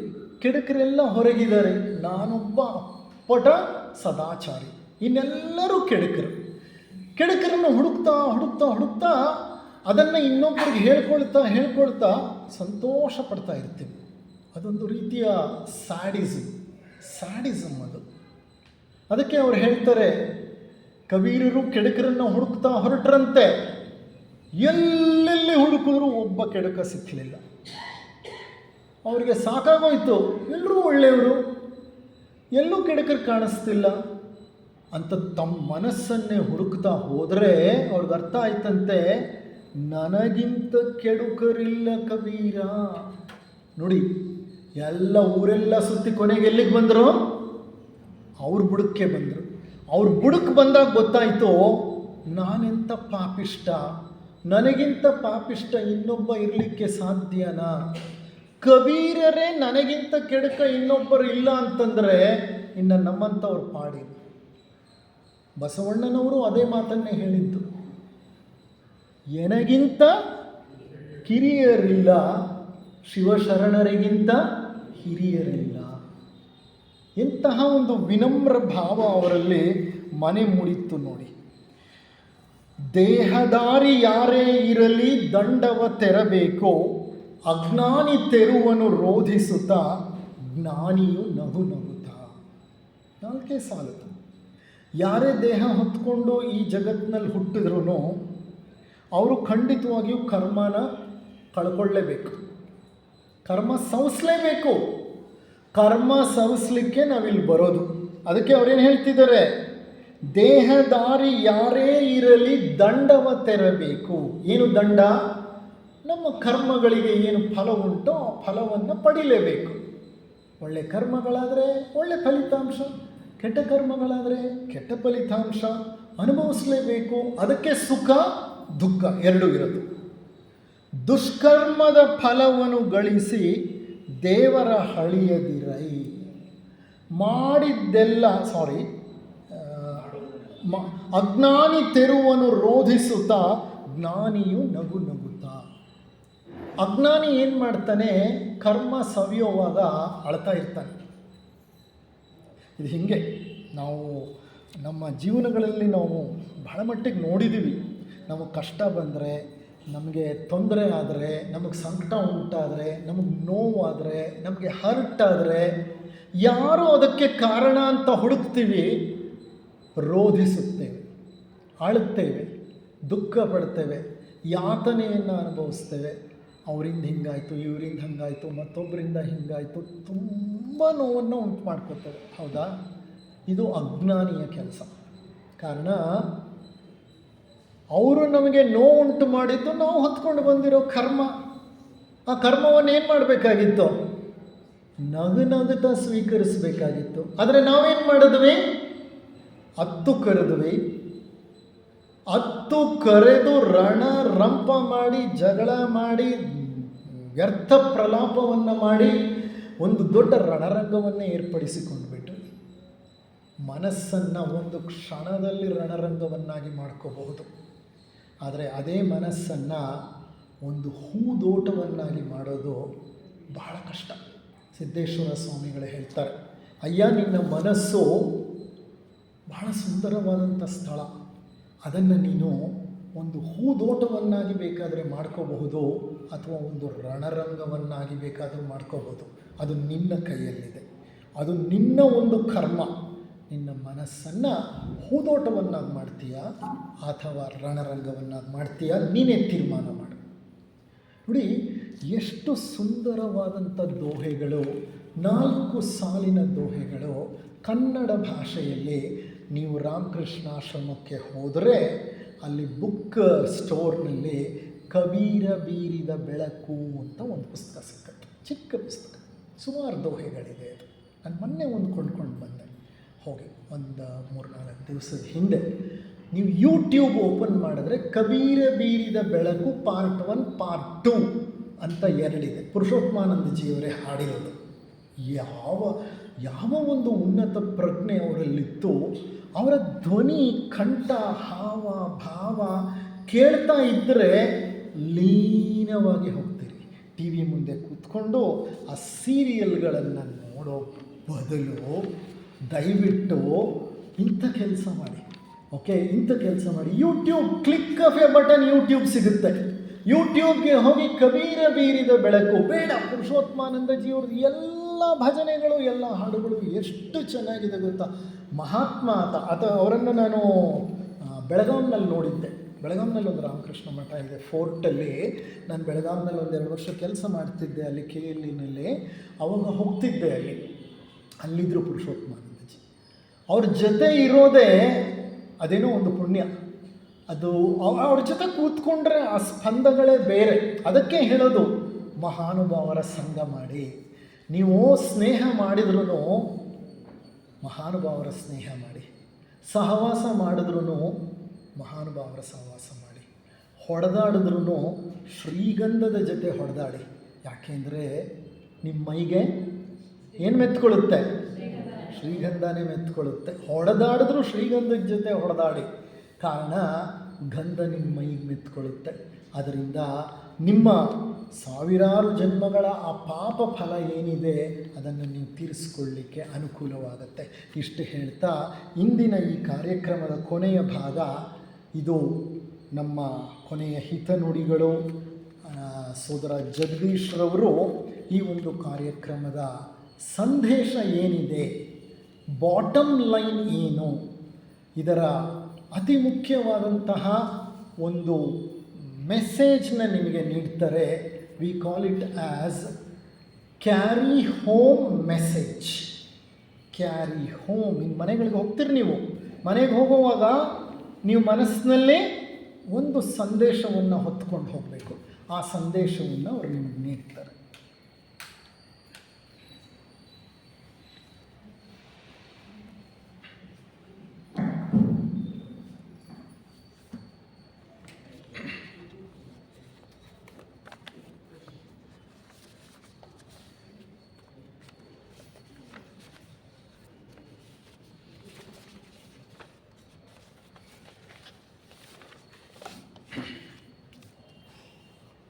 ಸೋದರ ಸೋದರಿಯರೇ, ಈಗಾಗಲೇ ಬೆಳಗಿನಿಂದ ನಾವು ಏನು ಸೂಫಿ ಸಂತರ ಒಂದು ಸಿದ್ಧಾಂತಗಳನ್ನು ಸಾಕಷ್ಟು ತಿಳಿದುಕೊಂಡಿದ್ದೇವೆ. ಆ ಸಂತರ ವಿಚಾರಗಳು ಅತ್ಯಂತ ಸರಳ, ಅತ್ಯಂತ ಸುಲಭ. ಹಾಗಿದ್ರೂ ಸಹ ಅವು ತಮ್ಮ ಗರ್ಭದಲ್ಲಿ ಒಂದು ಅತ್ಯಂತ ಆಳವಾದಂತಹ, ಮಹತ್ತರವಾದಂತಹ ಒಂದು ಸಂದೇಶಗಳನ್ನು ಅವೆಲ್ಲವೂ ಕೂಡ ಒಳಗೊಂಡಿದ್ದವು. ಒಂದು ಘಟನೆಯನ್ನು ಅಥವಾ ಮತ್ತೊಂದು ದೃಷ್ಟಾಂತವನ್ನು ನೋಡ್ತಾ ಈ ವಿಚಾರವನ್ನು ಮುಕ್ತಾಯದ ಹಂತಕ್ಕೆ ಬರೋಣಂತೆ. ಒಬ್ಬ ಅತ್ಯಂತ ಶ್ರೇಷ್ಠ ಸೂಫಿ ಸಂತಳು, ಅವಳ ಹೆಸರು ರಬಿಯಾ ಆಲ್ ಅದಾಬಿಯಾ ಅಂತೇಳಿ. ಇವಳು ಅತ್ಯಂತ ಶ್ರೇಷ್ಠ ಸಂತರಲ್ಲಿ ಒಬ್ಬಳು. ಅಷ್ಟು ಮಾತ್ರ ಅಲ್ಲ,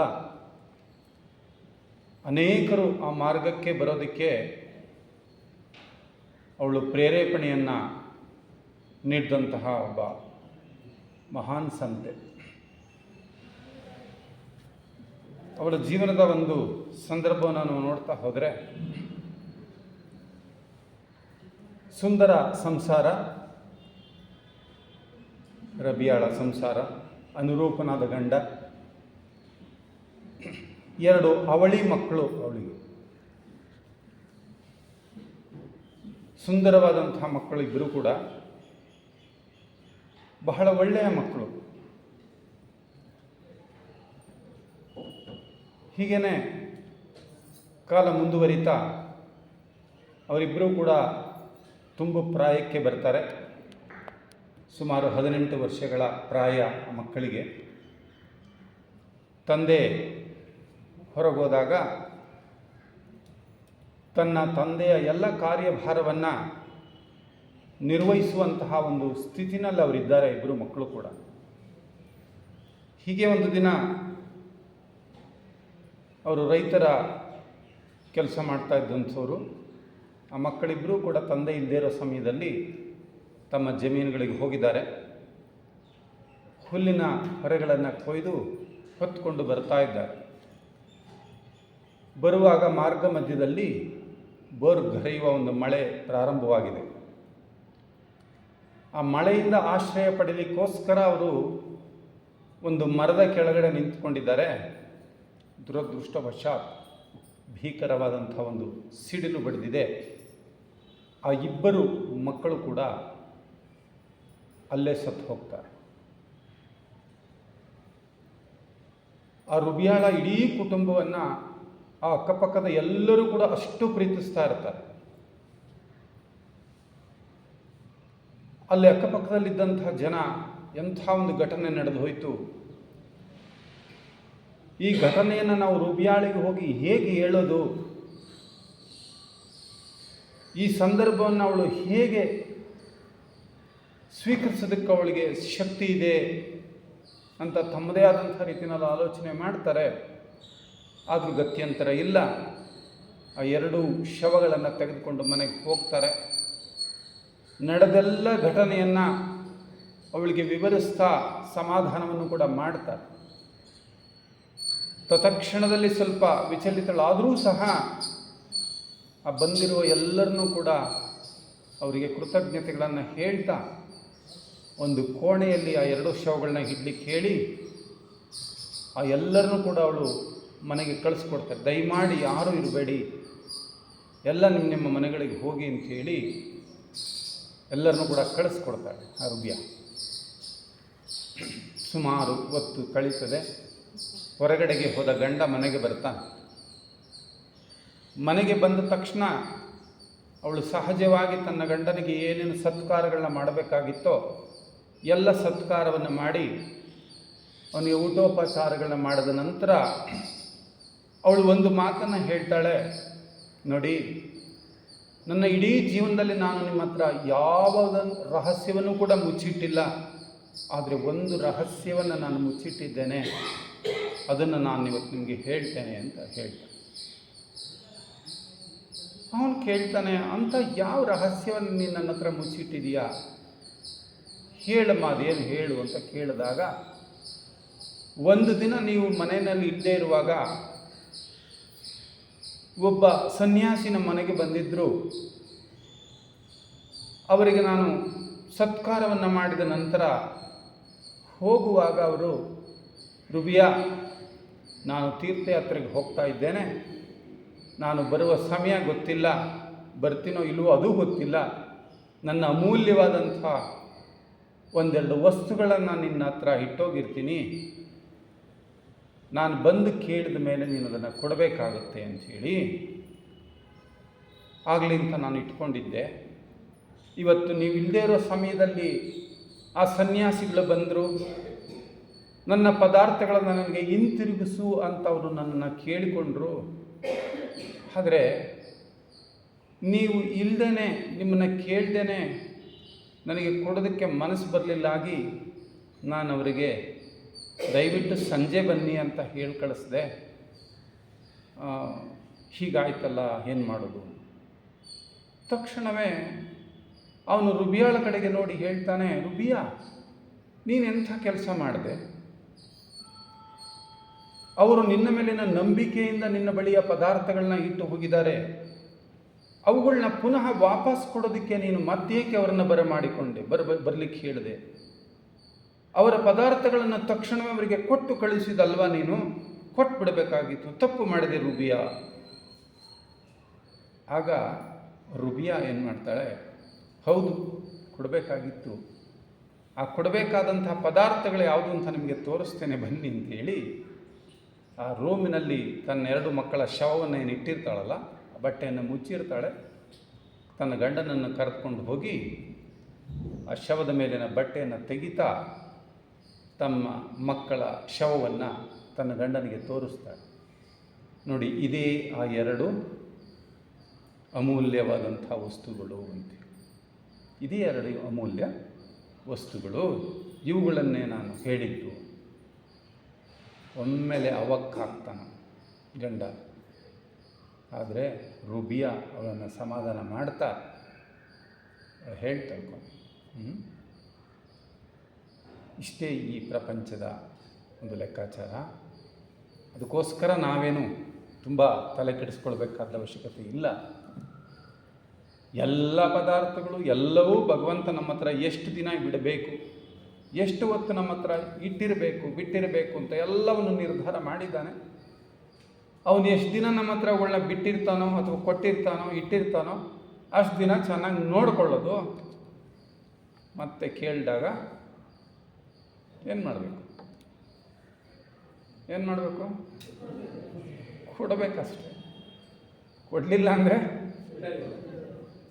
ನೋವು, ದುಃಖ, ಸಂಕಟ.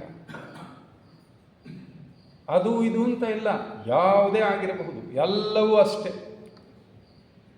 ಏನಾದರೂ ತಡ್ಕೋಬೋದಾಗಿತ್ತು, ಅದನ್ನ ಹೆಂಗೆ ತಡ್ಕೊಳ್ಳೋದು? ಅದು ಇದು ಅಂತ ಏನೂ ಇಲ್ಲ, ಎಲ್ಲ ಒಂದೇ. ವ್ಯಾಮೋಹ ಅಂದರೆ ವ್ಯಾಮೋಹನೆ. ಒಂದು ತಮಾಷೆಗೆ ಒಂದ್ಸಲ ಹೇಳ್ತೀನಿ. ಈಗ ಒಬ್ಬ ಕುಡುಕನನ್ನು ನೋಡಿ ನಾವು ಛೇಡಿಸ್ತೀವಲ್ವ, ಶಾಪ ಹಾಕಿದ್ದೀವಲ್ವ ನಾವು ಎಷ್ಟೋ ಸಾರಿ. ಭಾಳ ಸಲ ಸುಲಭವಾಗಿ ಬೈತೀವಿ ನಾವು ಅವನನ್ನು. ಅವನು ನೋಡಿ ಏನು ಬಿದ್ದು ಕೈಕಾಲು ಮುರ್ಕೋಬೇಕು ಗೊತ್ತಾಗುತ್ತೆ, ಹಾಗೆ ಹೀಗೆ ಅಂತೆಲ್ಲ ಮಾತನಾಡ್ತೀವಿ. ಅದೇ ನಾವು ಎಷ್ಟೋ ಸಾರಿ ಹೇಳ್ತೀವಿ, ಬೆಳಗ್ಗೆ ಎದ್ದ ತಕ್ಷಣ ನನಗೊಂದು ಕಪ್ ಬಿಸಿ ಬಿಸಿ ಕಾಫಿ ಕುಡಿಲಿಲ್ಲ ಅಂದರೆ ನನ್ನ ತಲೆನೇ ಮುಂದಕ್ಕೆ ಓಡಲ್ಲ. ಸೊ ಅವನಿಗೆ ಬೆಳಗ್ಗೆ ಎದ್ದ ತಕ್ಷಣ ಅವನು ಯಾವುದೋ ಒಂದು ಅಭ್ಯಾಸ ಮಾಡ್ಕೊಂಡಿದ್ದಾನಲ್ಲ, ಅದಿಲ್ಲದೆ ಇದ್ರೆ ಅವನಿಗೆ ಮುಂದಕ್ಕೆ ತಲೆನೇ ಓಡಲ್ಲ. ನನಗೆ ಒಂದು ಕಪ್ ಬಿಸಿ ಬಿಸಿ ಕಾಫಿ ಇಲ್ಲ ಅಂದರೆ ನನಗೆ ತಲೆ ಮುಂದಕ್ಕೆ ಓಡಲ್ಲ. ಅವನು ಅದಕ್ಕೆ ಅಡಿಕ್ಟ್ ಆಗಿದ್ದಾನೆ, ನಾನು ಕಾಫಿಗೆ ಅಡಿಕ್ಟ್ ಆಗಿದ್ದೀನಿ. ಪದಾರ್ಥಗಳು ಬೇರೆ ಅಷ್ಟೇ, ಆ ಅಡಿಕ್ಷನ್ ಇದೆಯಲ್ಲ ಅದು, ಆ ಮಾನಸಿಕ ಸ್ಥಿತಿ ನಂದು ಮತ್ತೊಂದು ಬೇರೆ ಬೇರೆನೂ ಒಂದೇನಾ? ಸೇಮ್, ಏನು ವ್ಯತ್ಯಾಸ ಇಲ್ಲ. ಅದಕ್ಕೆ ಏನು ಎಷ್ಟು ದಿನ ಇರಬೇಕು ಅಷ್ಟು ದಿನ ಮಾತ್ರ ನಮ್ಮ ಹತ್ರ ಇರೋದಕ್ಕೆ ಸಾಧ್ಯ. ನೋಡಿ, ಆ ರುಬಿಯಾಳ ಆ ಜೀವನವೇ ಒಂದು ಸಂದೇಶ. ಆ ಸಂತರ ಜೀವನವೇ ಒಂದು ಸಂದೇಶ ಆಗ್ತಾಯಿದೆ.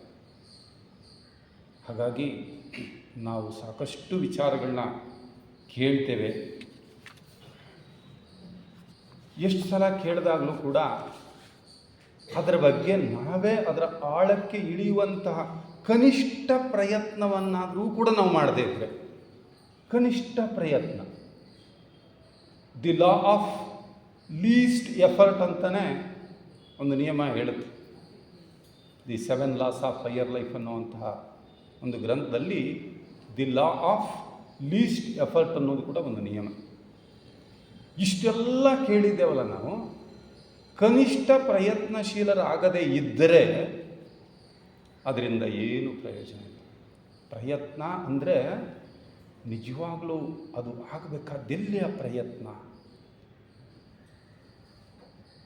ನಿಜವಾಗ್ಲೂ ಪ್ರಯತ್ನ ಆಗಬೇಕಾಗಿರೋದು ಯಾವ ಹಂತದಲ್ಲಿ ಅಂತ ಹೇಳಿದ್ರೆ, ಎಷ್ಟೋ ಗ್ರಂಥಗಳಲ್ಲಿ ನಾವು ಬರ್ಕೊಂಬಂದು ನಾವಿಲ್ಲಿ ಹೇಳ್ಬೋದು, ಇನ್ನೊಬ್ರು ಕೇಳ್ಬೋದು. ಆದರೆ ಇದೆಲ್ಲ ಕೂಡ ಕೇವಲ ನಾಲೆಡ್ಜ್. ಇದು ನಾಲೆಡ್ಜ್. ನಮ್ಮೆಲ್ಲ ತಿಳುವಳಿಕೆಗಳನ್ನು, ನಮ್ಮೆಲ್ಲ ವಿಚಾರಧಾರೆಗಳನ್ನು ಧ್ಯಾನವೆಂಬ ಮೂಸೆಯಲ್ಲಿ ಬೇಯಿಸಬೇಕು ಅಂತ ಹೇಳ್ತಾರೆ. ಆ ಧ್ಯಾನದ ಮೂಸೆಯಲ್ಲಿ ನಾವು ಅವುಗಳನ್ನು ಬೇಯಿಸಿದಾಗ ಇಟ್ ಬಿಕಮ್ ವಿಸ್ಡಮ್. ಧ್ಯಾನದಿಂದ ಜ್ಞಾನ, ಜ್ಞಾನದಿಂದ ವಿಜ್ಞಾನ ಅಂತ ಹೇಳ್ತಾರೆ. ಧ್ಯಾನದಿಂದ ಜ್ಞಾನ. ಯಾವಾಗ ಎಲ್ಲ ತಿಳುವಳಿಕೆಗಳೂ ಕೂಡ ಧ್ಯಾನದಲ್ಲಿ ಅವು ಕರಗತವಾದಾಗ ಅದು ಜ್ಞಾನವಾಗ್ತದೆ. ಅದು ಜ್ಞಾನ ಆದಾಗ ಅದು ವಿಜ್ಞಾನ ಆಗ್ತದೆ ಅಂತ ಹೇಳಿದ್ರೆ ಇಟ್ ಬಿಕಮ್ ಪ್ರಾಕ್ಟಿಕಲ್. ಅದು ನಮ್ಮ ಜೀವನದಲ್ಲಿ ನಡತೆಗೆ ಬರ್ತದೆ. ಹಾಗಲ್ಲದೆ ನಾವೆಷ್ಟು ಕೇಳಿದ್ರೂ ಕೂಡ ಅದು ತಿಳುವಳಿಕೆ ಅಷ್ಟೇ. ಅದಕ್ಕೆ ಕನಿಷ್ಠ ಇಂಥ ವಿಚಾರಧಾರೆಗಳನ್ನು ಧ್ಯಾನದಲ್ಲಿ ನಾವು ಅರ್ಥ ಮಾಡಿಕೊಳ್ಳೋ ಪ್ರಯತ್ನವನ್ನು ಮಾಡಬೇಕು. ಇದು ತರ್ಕ ವಿತರ್ಕಗಳ ಆಚೆಗೆ ನಿಲುಕುವಂಥದ್ದು ಜ್ಞಾನ ಅಂತ ಹೇಳಬೇಕು. ಹಾಗಾಗಿ ನಾವು ಈ ಸೂಫಿ ಸಂತರ ಯಾವುದೇ ಒಂದು ವಿಚಾರನ ತಿಳ್ಕೊಳ್ತಾ ಹೋದರೆ ಅತ್ಯಂತ ಪ್ರಮುಖವಾದದ್ದು ಅದರಲ್ಲಿ ಪ್ರೇಮ ಅಂತ ಹೇಳ್ಬೋದು. ಈ ಭಕ್ತಿ ಮತ್ತು ಪ್ರೇಮ ಇದು ಎರಡನ್ನೂ ಕೂಡ ನಾವು ನೋಡೋದಾದರೆ, ಒಂದು ಕೆಳಮುಖವಾಗಿ ಜೋತಾಡ್ತಾ ಇರ್ತಕ್ಕಂಥ ಒಂದು ದಾರವನ್ನು ನಾವು ಉದಾಹರಣೆಗೆ ತೆಗೆದುಕೊಂಡ್ರೆ, ಆ ದಾರದ ಕೆಳ ತುದಿ ಇದೆಯಲ್ಲ ಅದು ಭಕ್ತಿ ಆದರೆ, ಆ ದಾರದ ಮೇಲ್ತುದಿ ಇದೆಯಲ್ಲ ಅದೇ ಪ್ರೇಮ. ಭಕ್ತಿ ಅದರ ಕೆಳತುದಿ, ಪ್ರೇಮ ಅದರ ಮೇಲ್ತುದಿ. ಪ್ರೇಮ ಎಂಬ ಎರಡಕ್ಷರ ಇಲ್ಲದೆ ಇದ್ದರೆ ಅವನು ಯಾವ ಪಂಡಿತನೋ ಅಲ್ಲ ಅಂತ ಭಾಳ ಸುಂದರವಾದ ಒಂದು ದೋಹೆ ಬರ್ತದೆ ಹಿಂದಿನಲ್ಲಿ. ಆ ಕಬೀರದಾಸರದೇ, ನಾನು ದೊಡ್ಡ ದೊಡ್ಡ ಗ್ರಂಥಗಳನ್ನು ಓದಿ ನಾನು ಮಹಾಪಂಡಿತ ಅಂದ್ಕೊಳ್ಬೋದು. ಆ ಪ್ರೇಮ ಎಂಬ ಎರಡಕ್ಷರಗಳನ್ನು ಅರ್ಥ ಮಾಡ್ಕೊಳ್ಳದಿದ್ದರೆ ಅವನು ಏನು ಪಂಡಿತನೂ ಅಲ್ಲ, ಜ್ಞಾನಿನೂ ಅಲ್ಲ. ಅದಕ್ಕೆ ಆ ಪ್ರೇಮ ಬಹಳ ಮುಖ್ಯವಾಗಿರ್ತಕ್ಕಂಥದ್ದು. ಆದರೆ ನಮ್ಮ ಪ್ರೇಮ ಹೆಂಗಿದೆ ಅಂದರೆ, I love me you to love me. I love me you to love me. This is unhumanity ಅಂತ. ನನ್ನನ್ನು ನಾನು ಪ್ರೀತಿಸ್ಕೊತೀನಿ, ಜೊತೆಗೆ ನೀನು ನನ್ನನ್ನು ಪ್ರೀತಿಸು ಅನ್ನೋದು. ಇನ್ನೊಂದಿದೆ, I love you, you love me. This is humanity. I love you, you to love me. ನಾನು ನಿನ್ನನ್ನು ಪ್ರೀತಿಸ್ತೇನೆ, ನೀನು ಕೂಡ ನನ್ನನ್ನು ಪ್ರೀತಿಸಬೇಕು. ಇದು ಹ್ಯುಮ್ಯಾನಿಟಿ. ಆದರೆ ಇನ್ನೊಂದಿದೆ ಕೊನೆದು, I love you even if you don't love me. This is divinity ಅಂತ. This is divinity. ಇದು ನಿಜವಾದ ಪ್ರೇಮ. ನಾವೆಲ್ಲ ಮಾತನಾಡ್ತೀವಿ, ನಾನು ನಿನ್ನನ್ನು ಎಷ್ಟು ಪ್ರೀತಿಸಿದೆ, ನಾನು ನಿನಗೋಸ್ಕರ ಎಷ್ಟು ಮಾಡಿದೆ. ನಮ್ಮ ಮಕ್ಕಳಿರ್ಬೋದು, ಗಂಡ ಇರ್ಬೋದು, ಹೆಂಡತಿ ಗಂಡನಿಗಿರ್ಬೋದು, ಗಂಡ ಹೆಂಡತಿಗಿರ್ಬೋದು, ನಾನು ನಿಮಗೋಸ್ಕರ ಇಷ್ಟು ಮಾಡಿದೆ, ಅಷ್ಟು ಮಾಡಿದೆ, ಇಷ್ಟು ಮಾಡಿದೆ, ಅಷ್ಟು ಮಾಡಿದೆ. ಮಾಡಿದೆ ಅಂತ ಬಂದರೆ it is not at all A love. ಅದು ಪ್ರೇಮವೇ ಅಲ್ಲ ಅಂತ. It is condition. ಅಂದರೆ ನಾನು ನಿನ್ನನ್ನು ಪ್ರೀತಿಸಿದ್ದೀನಿ, ನೀನು ನನ್ನನ್ನು ಪ್ರೀತಿಸಬೇಕು. ಅದು ಪ್ರೀತಿನೇ ಆಗೋದಿಲ್ಲ ಅನ್ನುವಂಥದ್ದು. ಆದರೆ ಹೇಗಿರಬೇಕು ನಮ್ಮ ಲವ್ ಅಂದರೆ, love in speech is truth. Love in speech is truth. Love in action is character. ಯಾವ್ಯಾವುದರಲ್ಲಿ ನಾವು ಲವ್ ಅನ್ನೋದು ಸೇರಿಕೊಂಡಿರಬೇಕು. ನಮ್ಮ ಮಾತಿನಲ್ಲಿ ಆ ಲವ್ ಅಂತಕ್ಕಂಥದ್ದು ಇರಬೇಕು. Love in action is character. Love in work is duty. Love in work is duty. ನಾನು ಯಾವುದೇ ಕರ್ತವ್ಯ, ಯಾವುದೇ ಕಾರ್ಯ ನಾನು ಮಾಡ್ತಾ ಇರ್ಬೋದು, ಅದರಲ್ಲಿ ಆ ಲವ್ ಅನ್ನುವಂಥದ್ದು ಇರಬೇಕು. ಒಬ್ಬ ಶಿಕ್ಷಕ ತನ್ನ ಎದುರುಗಡೆ ವಿದ್ಯಾರ್ಥಿಗಳಿದ್ದರೆ ಹೇಗೆ ನೋಡಬೇಕು ಅವರನ್ನು. ತನ್ನ ಎದುರುಗಡೆ ಒಬ್ಬ ಪೇಷಂಟ್ ಇದ್ದರೆ ಡಾಕ್ಟ್ರಿಗೆ ಅವನ ಬಗ್ಗೆ ಏನಿರಬೇಕು, ನಿಜವಾದ ಲವ್ ಇದ್ದರೆ ಮಾತ್ರ ಅವನಿಗೆ ಸರ್ವಿಸ್ ಮಾಡೋದಕ್ಕೆ ಸಾಧ್ಯ. Love in thought is peace. Love in thought is peace. ಅದಿದ್ದಾಗ ಆಲೋಚನೆಯಲ್ಲಿ ನಿಜವಾದಂತಹ ಒಂದು ಶಾಂತಿ. Love in service is kindness. Love in self is faith. Love in faith, self is faith. ಅದನ್ನು ವಿವೇಕಾನಂದರು ಹೇಳ್ತಾರೆ. ಮುಕ್ಕೋಟಿ ದೇವತೆಗಳ ಬಗ್ಗೆ ನಿನಗೆ ನಂಬಿಕೆ ಇದ್ದು ನಿನ್ನ ಮೇಲೆ ನಿನಗೆ ನಂಬಿಕೆ ಇಲ್ಲದಿದ್ದರೆ ನಿನ್ನನ್ನು ನಾನು ಏನು ಕರಿತೀನಿ? ಅಲ್ಲ, ನಾಸ್ತಿಕ. 33 ಕೋಟಿ ದೇವತೆಗಳ ಬಗ್ಗೆ ನಂಬಿಕೆ ಇದೆ, ಆದರೆ ನನ್ನ ಬಗ್ಗೆ ನನಗೆ ನಂಬಿಕೆ ಇಲ್ಲ ಅಂದರೆ ಅಂಥವನನ್ನು ನಾನು ನಾಸ್ತಿಕ ಅಂತ ಕರಿತೀನಿ ಅಂತವ್ರು. ದೇವರ ಮೇಲೆ ನಂಬಿಕೆ ಅಂದವರನ್ನೆಲ್ಲ ನಾಸ್ತಿಕ ಅಂದರೆ, ಯಾರಿಗೆ ಆ ಸೆಲ್ಫ್ ಕಾನ್ಫಿಡೆನ್ಸ್ ಅಂತಕ್ಕಂಥದ್ದಿಲ್ವೋ ಅವನು ನಾಸ್ತಿಕ ಅಂತ ಹೇಳ್ತಾರೆ. ಹಾಗಾಗಿ ನಾವು ಆ ಲವ್ ಅನ್ನುವಂತಹ ಏನು ಪದ ಇದೆ ಅದರ ಆಳವಾದ ಅರ್ಥವನ್ನು ನಾವು ಗ್ರಹಣ ಮಾಡಬೇಕಾಗ್ತದೆ. ಇಷ್ಟೆಲ್ಲ ಕೇಳಿಯೂ ಕೂಡ ನಾವು ಹಾಗೇ ಇರ್ತೇವೆ ಅಂತ ಹೇಳಿದ್ರೆ ಏನಾಗ್ತದೆ? Bell is not a bell unless you ring it. Bell is not a bell unless you ring it. ನೀವು ಅದನ್ನು ಹೊಡೆಯದೇ ಇದ್ದರೆ ಅದು ಗಂಟೆ ಅಲ್ಲ. ಅದು song is not a song unless you sing it. ಹಾಡು ಸುಂದರವಾಗಿದೆ, ಅಟ್ಲೀಸ್ಟ್ ಹಾಡೋಕ್ಕಾಗದೇ ಇದ್ರೆ ಅದನ್ನು ಕೇಳೋಕ್ಕಾದ್ರೂ ಆಗದೇ ಇದ್ರೆ ನೋಡಿ, ಕೃಷ್ಣಮೂರ್ತಿ ಹಾಡ್ತಾ ಇದ್ರು, ನಾವೆಲ್ಲ ಇಂಪಾಗಿ ಕೇಳಿದ್ವಿ ಅಲ್ವಾ? ಕವಿತೆ ಬರೆದವ ಕವಿಯೇ ಆದರೂ ಹಾಡು ಸಾರಸವಿದವ ಹಾಡುಗಾರ. ನಾನು ಎಂಬುದೇನು ತಿಳಿದಿಲ್ಲೋ ನಿನ್ನ ನಾಮದ ಹೊರತು ನನ್ನದೆಂಬುದೇನು ಉಳಿದಿಲ್ಲೋ. ಕವಿತೆ ಬರೆದವ ಕವಿಯೇ ಆದರೂ ಸಾರಸವಿದವ ಹಾಡುಗಾರ. ನಾನು ಎಂಬುದೇನು ತಿಳಿದಿಲ್ಲೋ. ಅದಕ್ಕೆ ನೋಡಿ, ಹಾಡು ಬರೆದವನೊಬ್ಬ ಕವಿ, ಆದರೆ ಅದರ ಸಾರನ ಸವಿಯನ್ನು ಹಾಡುಗಾರ, ಅಥವಾ ನಾವು ಕೇಳಿದ್ರೂ ಸವಿಬಹುದು. ಅದಕ್ಕೆ the song is not a song unless you sing it. Love is not a love unless you give it. Love is not a love unless you give it without condition. ಅದೊಂದು ಸೇರಿಸ್ಕೋಬೇಕಾಗುತ್ತೆ. ನೀನು ಕೊಡದೇ ಇದ್ದರೆ ಆ ಪ್ರೇಮವೇ ಅಲ್ಲ. ಅದು ಕೊಡುವಾಗ ಹೇಗಿರಬೇಕು? Without any condition. ಅಲ್ಲಿ ಯಾವ ಒಂದು ನಿರ್ಬಂಧವೂ ಕೂಡ ಇರಬಾರ್ದು. ಅಷ್ಟೇ, ಕೊಡ್ತಾ ಇರಬೇಕಷ್ಟೆ. Love is not only gives, it also forgets ಅಂತ. ಲವ್ ಇದೆಯಲ್ಲ, it is not only action of love, give, only not action of give and then also forgive. Okay, sir. Therefore ಇನ್ನೊಂದು ಹೇಳ್ತಾರೆ, life is not a life without you leave it. Life is not a life without you leave it. Therefore let us leave well and leave well. ಎರಡಿದೆ ಇಲ್ಲಿ ವ್ಯತ್ಯಾಸ. The life is not a life without you leave it. Therefore let us live well. L-I-V live ಮೊದಲನೇದು. we live well and live well. ಎರಡನೇ leave L-E-A-V-E. ಜೀವನ ಮಾಡೋಕ್ಕೂ ಗೊತ್ತಿರಬೇಕು.